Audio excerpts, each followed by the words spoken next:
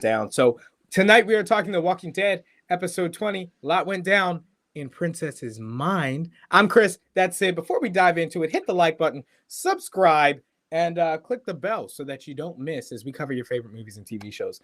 So let's dive into this one. This one primarily deals with the character Princess. We get a lot of background to her. So what did you think of the episode? I like the episode. The more like cerebral episodes of The Walking Dead are always my favorite because you can rewatch them a bunch of times and find something new every time.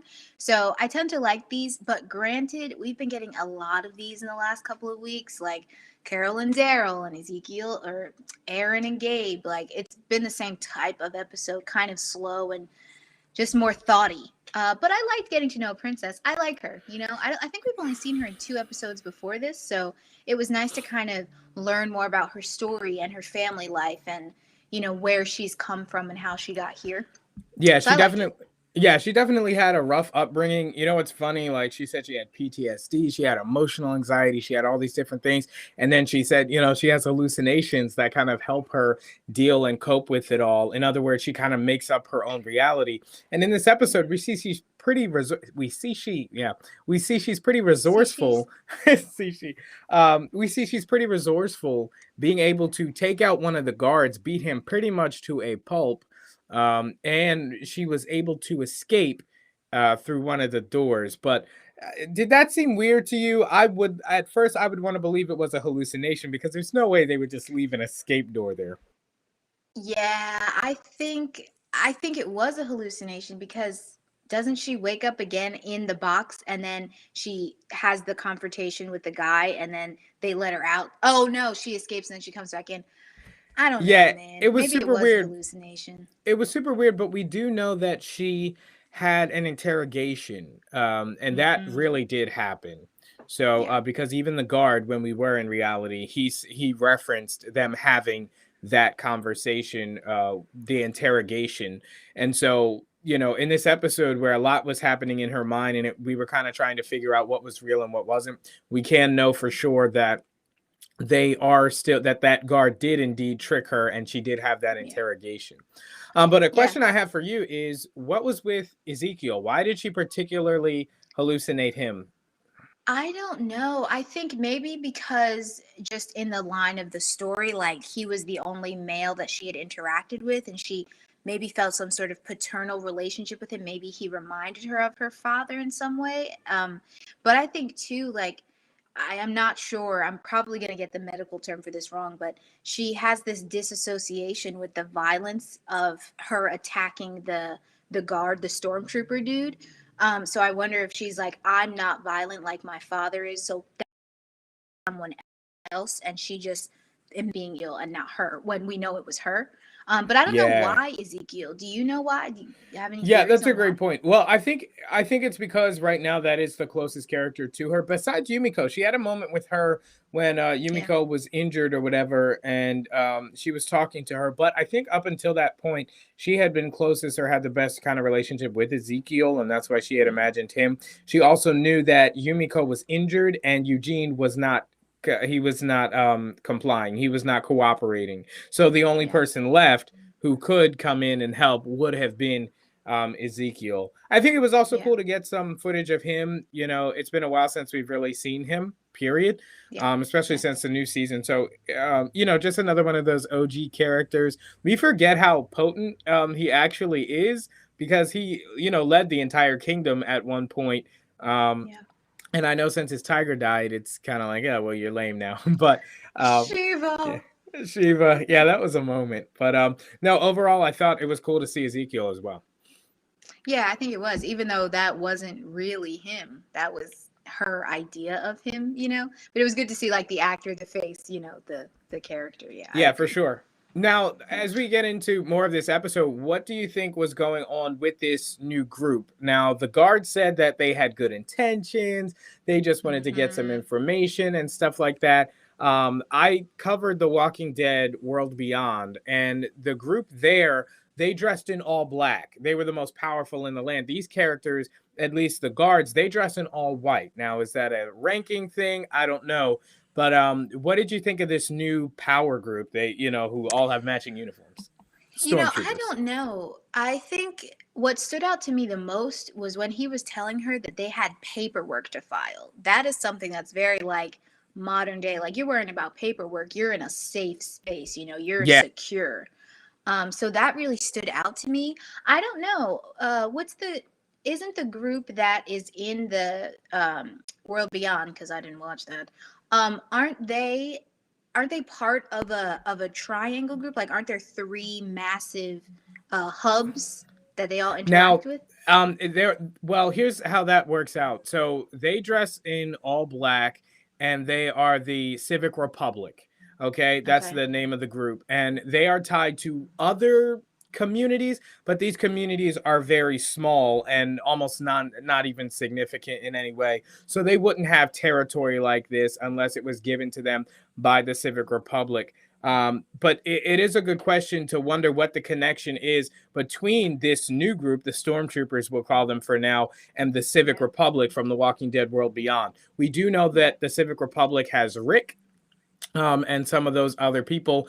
And when you mentioned that they seemed very confident in their abilities and paperwork and things like that, it immediately made me think of Civic Republic because they live in a city with a grid, Mm, electrical grid, with power, fresh produce, hmm walls, and all that kind of stuff. So that's what I immediately thought of. Maybe it's and because The Walking Dead loves to play with time. Maybe it's the Civic Republic at an earlier age or at a later age. Maybe something to throw out there for sure. Yeah, are you saying Could like be. the potential of these events happening at different times? Yeah, Hmm. I don't I know am. how I don't know how plausible that is, only because in The Walking Dead we're in the present day right now, and World Beyond is maybe only slightly behind The Walking Dead currently, because at the end of that season, they were pretty much in current times. So Gotcha. Gotcha. yeah. Okay. Well, then maybe not. I don't know. Yeah. So where this episode leads us in the end is obviously they've all been hooded again, and it looks like they're being, taken to either be executed. That's the vibe they wanted to give us, but I think more likely they're going to take them to their leaders. I think it's that kind of thing. Yeah, I don't know. I thought the ending was really, really interesting because you learn that the stormtrooper dude, he went in there from the beginning to manipulate her. Like she thought she was in control, and the whole time he had her, until she confesses and tells him all of the information that he wanted to know. And we notice that Princess is the last one that they sort of interrogated. So I wonder if, oh, are you still there? Okay. Yeah, yeah, yeah. I Execution. just highlighted Okay. you. Oh, sorry.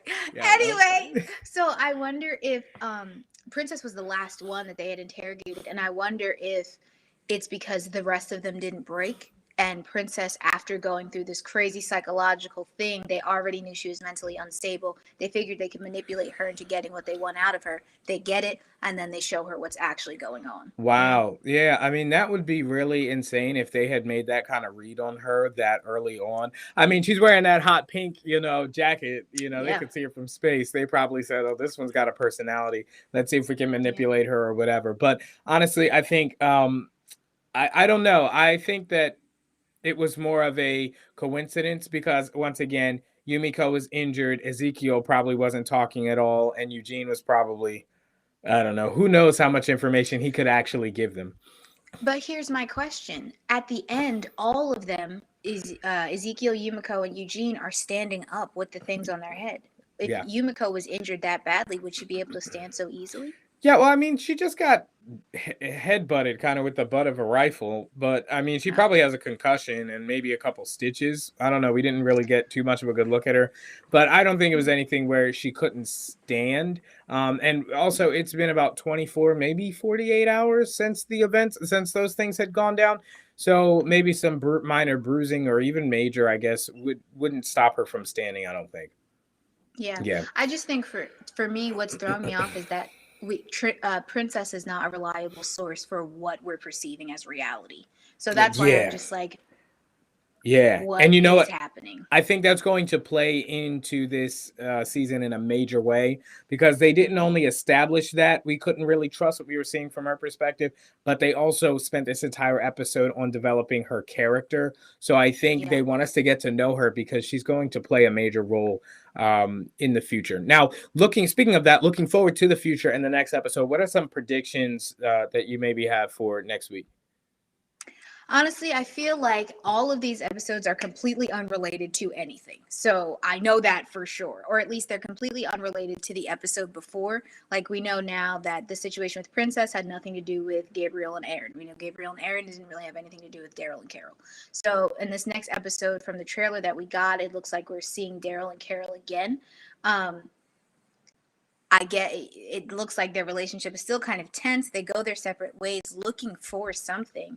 Um, but I honestly Yeah. have no idea. I just feel like these episodes are coming out of the blue and they really are just teasing us until they actually give us our final season. Yeah, you know what? I think so too. In a lot of ways, the story doesn't seem coherent. It seems like Mm-hmm. almost every episode is completely distinct and unrelated Yeah. to the previous or the subsequential episode. So Yeah. I think that with the next episode completely not picking up or following up on what just happened tonight, but going toward Daryl and Carol, I guess they're going to be the primary plot line and through line of this season because I think the arc is going to go the way of their relationship. Yeah. So you have You them know, kind of having issues in the beginning, and we're going to see another step, and then they'll probably reconcile by the end of the season. yeah. I do wonder, and let me know if I'm wrong about the shooting schedule for The Walking Dead, but I'm assuming these episodes were shot in COVID.